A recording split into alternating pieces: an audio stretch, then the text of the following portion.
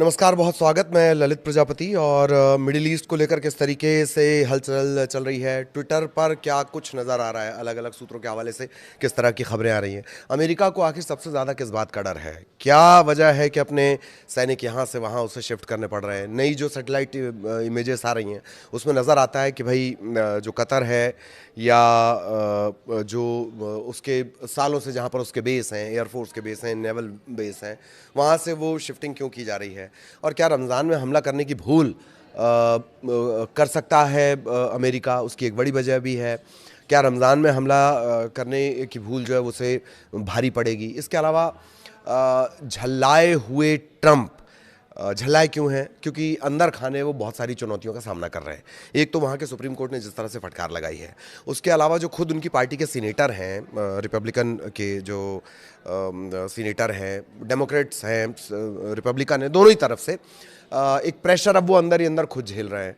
फिर अचानक से वो कह देते हैं कि 10% टैरिफ मैं दुनिया पर लगा दूंगा। इन सब के बीच इज़राइल की जो मनमानी है, इज़राइल की जो भूख है, उसको लेकर जानकार क्या कह रहे हैं। क्या वो ईरान पर कब्जा करने से रुक जाएगी, या अमेरिका के एक जो सीनेटर हैं, जो इजराइल के बहुत प्रबल समर्थक हैं, वो ये क्यों दिखाते हैं नक्शे में कि जो इजराइल है उससे तो भाई ये तमाम जगहों पर वो कब्जा कर सकता है, इन तमाम ये जगह उसी की हैं, इजराइल की हैं, मतलब इतिहास का रेफरेंस देकर। तो उसमें तो सारे मुल्क आ जाते हैं, अरब कंट्रीज। इसी के इर्द गिर्द चर्चा करेंगे, लेकिन सबसे पहले अपडेट्स क्या हैं, किस तरह की जो ब्रेकिंग्स आ रही हैं वो जान लीजिए।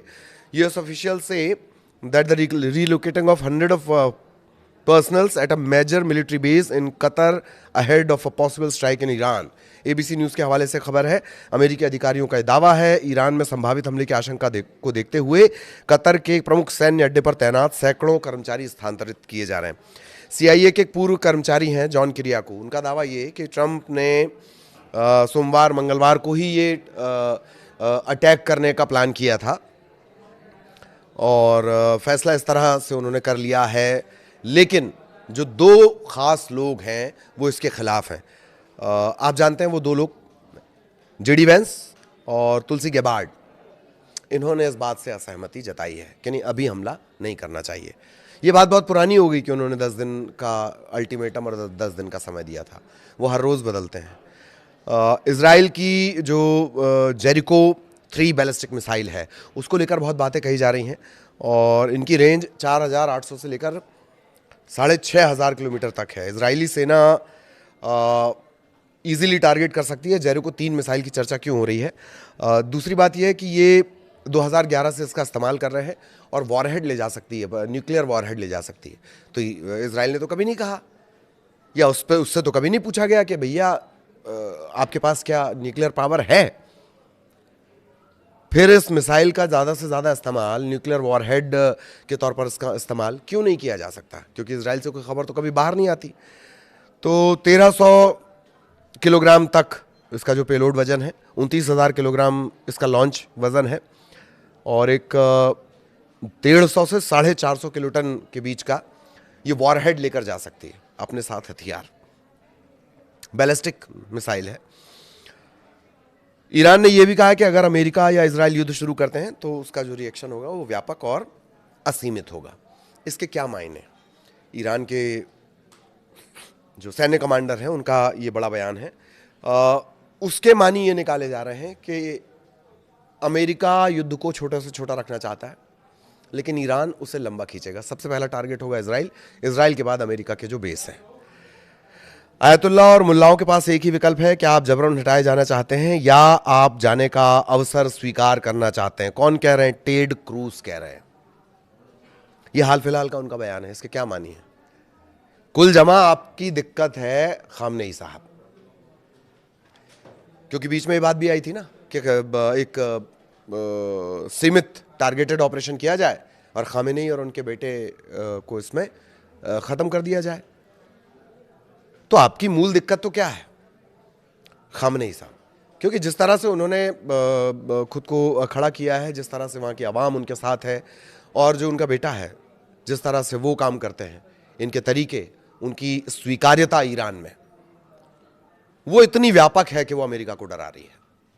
वो मूल मुद्दा खामेनेई है। आप कभी कहते हो मिसाइल मूल मुद्दा है, कभी परमाणु मूल मुद्दा है, कभी जो आसपास के ग्रुप हैं हिजबुल्लाह, यूथ हूती, आप जो उन्हें सपोर्ट कर रहे हैं वो मूल मुद्दा है, या फ़लस्तीन के प्रति जो आपके सेंटिमेंट्स हैं वो मूल मुद्दा है। नहीं, जानकार कह रहे हैं मूल मुद्दा खामनेई साहब है। और आपने देखा ही होगा 22 बहमन जो वर्षगांठ थी इस्लामी क्रांति की, 79 की क्रांति की, जो याद में मनाई गई, 1-1.5 करोड़ लोग एक व्यक्ति की आवाज पर सड़कों पर चले आ रहे हैं और कह रहे हैं कि हम आपके साथ हैं। ये डर है। तो जो टेड क्रूज हैं वो कौन है? अमेरिकी सीनेटर हैं, टेक्सास के कट्टरपंथी सांसद के तौर पर इनकी पहचान है, ट्रंप के बहुत करीबी हैं और इजराइल के बहुत जबरा समर्थक हैं। तो वो धमकी किस तरह से दे रहे हैं? The Ayatollah and the mullahs have a choice. Do you want to be forcibly removed or do you want to accept the opportunity to leave?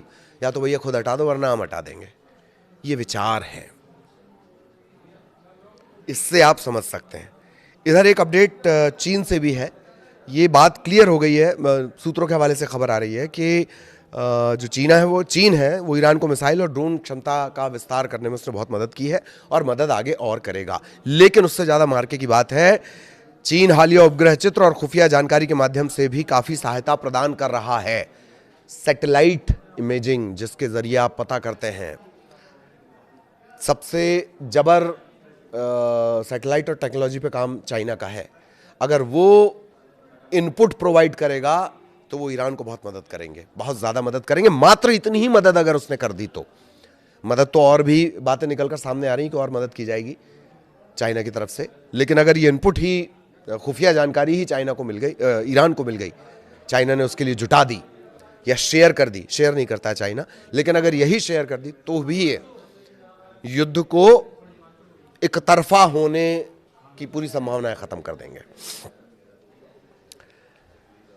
Israel ने, अब जरा था थोड़ा पड़ोस में आते हैं, इजराइल ने हिजबुल्लाह के रॉकेट शस्त्रागार की बड़े पैमाने पर आवाजाही का पता लगाया है, जो क्षेत्रीय युद्ध में भाग लेने की तैयारी कर रहे हैं। Regional war, participate in regional war, ये शुरुआत से कहा गया ईरान की तरफ से कि हम इसे क्षेत्रीय वॉर में तब्दील करेंगे, और जो छोटे छोटे जो ग्रुप्स हैं जिन्हें ये कहा जाता है कि आतंकी ग्रुप्स हैं, वो मदद करने को तैयार हैं। तो हिजबुल्लाह क्या असर डालेगा? हिजबुल्लाह की स्ट्रेंथ देख लीजिए आप। लेबनान स्थित शक्तिशाली ईरान समर्थित शिया सैन्य और राजनीतिक संगठन है, दुनिया के सबसे मजबूत गैर सरकारी सेनाओं में से एक। इसके पास लगभग 20,000 से 50,000 लड़ाके हैं। मैं सिर्फ लड़ाके बता रहा हूँ, और लेबनान की सेना से ज़्यादा ताकतवर ये है। माना यह जा रहा है कि इसके पास 1,20,000 से लेकर 2 लाख से ज़्यादा मिसाइल और रॉकेट हैं, जो इजराइल के लिए एक बहुत बड़ी चुनौती है। और जैसे कि मैंने आपको बताया कि ट्रंप की योजना पहले ईरान के सर्वोच्च नेता और उनके बेटे की हत्या करने की है। ये अभी भी इससे इनकार नहीं किया जा सकता लिमिटेड स्ट्राइक के मामले में।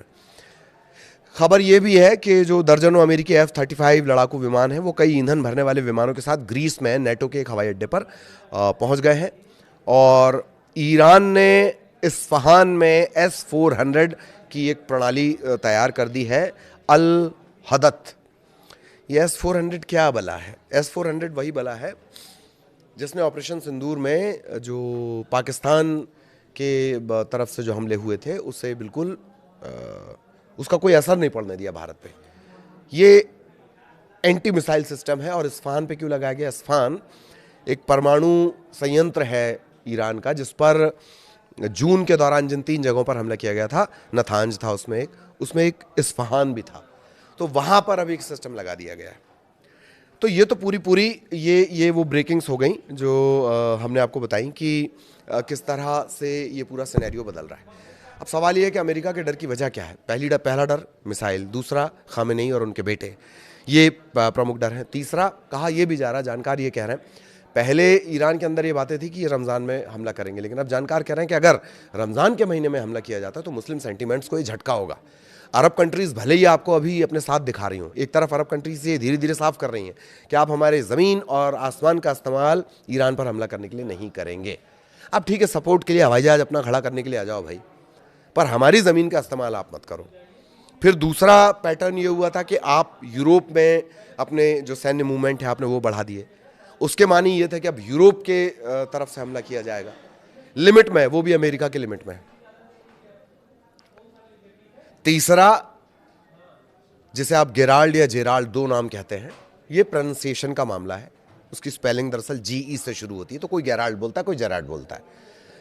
ये USS अब्राहम लिंकन की तरह एक युद्धपोत है और टाइम बाय कर रहे हैं इसे जॉर्डन तक वो किसी तरह पहुंचाना चाह रहे हैं, या ईरान के सबसे करीब जहां वो पहुंचाना चाह रहे हैं। इसके लिए टाइम खींच रहे हैं कौन? अमेरिका की तरफ से। लेकिन इन सब के बीच गुरु सबसे बड़ा पेंच तो ये है कि आप वहां पहुंचा भी दिए गए, तो खबर तो ये भी है कि जो ईरान की मिसाइल हैं उससे क्या लिंकन और गेराल्ड दोनों बच पाएंगे? ईरान इतना कॉन्फिडेंट क्यों है कि आप समंदर से कुछ भी ले आओ, हम तो उसको समंदर में डुबा देंगे? खामेनेई ने पब्लिक फोरम में पहली बार ये सबसे स्ट्रांग बात कही थी, कुछ दिनों पहले का ये बयान है उनका, कि आप कुछ ले आइए, हम उसको समंदर में डुबा देंगे। तो ये वो संभावित डर है जो अमेरिका को पीछे कर रहे हैं। ज्यूइश लॉबी का जबरदस्त दबाव है। इजराइल कभी भी कुछ कर सकता है, अनप्रेडिक्टेबल। जैसे जो मिसाइल जिसका जेरिको 3, ये सबसे लेटेस्ट उसकी मिसाइल है जो उसने तान दी है। ये इजराइल की तरफ से तान दी गई है और जेरिको 3 अगर चलेगी, जेरिको 3 बैलिस्टिक मिसाइल अगर चलेगी, तो ईरान पर अकेले खतरा नहीं है। आसपास के जो पूरे ग्रुप्स हैं, आसपास के जो पूरे अरब कंट्रीज हैं, वो भी इसकी जद में आते हैं। 4,500 से 6,000 किलोमीटर, इसमें तो लंबा चौड़ा पूरा का पूरा एक समूह आ जाएगा, जिससे इजराइल ये कहता है कि वो हमारा है, जिसमें अब अरब कंट्रीज है, बहुत सारी अरब कंट्रीज हैं। तो कुल जमा ये स्थितियां मिडिल ईस्ट में है। युद्ध अब टाला नहीं जा सकने वाली स्थिति में आ गया है, अनटिल एंड अनलेस के अमेरिका की तरफ से कुछ ऐसा किया जाए। लेकिन क्या ये हमला होने वाला है? ये हमला सोमवार मंगलवार को होने वाला है, जैसा कि ट्रंप ने कहा है। हालांकि JD वैंस और तुलसी गेबार्ड वो इत्तेफाक नहीं कर रहे, वो असहमति जता रहे कि नहीं, अभी हमला करना ठीक नहीं होगा। लेकिन ट्रंप तो ट्रंप है, और दूसरा ज्यूइश लॉबी जिसका बड़ा दबाव माना जाता है। ये जानकार कह रहे हैं। ये सब जानकारी में आपके लिए जो हमने रिसर्च निकाली है, वो लोगों के लिहाज से निकाली है, जानकारों के हिसाब से निकाली है।